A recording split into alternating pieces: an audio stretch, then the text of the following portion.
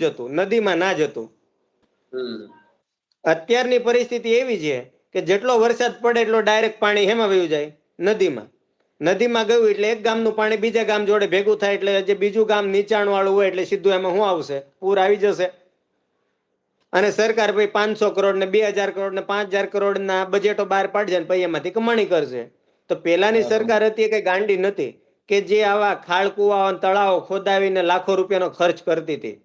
કે ગામડાની અંદર વરસાદ થયો હોય તો પાણી સીધું હેમાં જશે કે ભાઈ પેલા તળાવડાઓ ભરાઈ જશે જે ખોદાયેલા છે, પછી વધુ ઘટ્યું હશે તો નદીમાં જશે. પણ અત્યારની પરિસ્થિતિ પ્રમાણે કે ગવર્મેન્ટ એવું છે કે અત્યારે નદીમાંથી અમુક ટકા રેતી નથી કાઢવા દેતી, અથવા તો લોકો કેવું છે કે એની લીઝ નથી ભરતા, બધાને કમાઈ જ લેવું છે, લીઝ નથી ભરવા દેતા એટલે સરકાર ના પાડી દે છે. અને આ જે નદીઓ થઈ ગઈ સીસરી રકાબી જેવી, ચાની રકાબી જેવી, હવે એની અંદર તમે વાટકો ભરીને પાણી રેડો તો આજુબાજુમાં શું થવાનું? રેલાઈ જવાનું. એટલે કહેવાનો મતલબ આ જ વસ્તુ છે કે ગવર્મેન્ટને સમજવું પડશે કે જે પેલાની ગવર્મેન્ટ જે હતી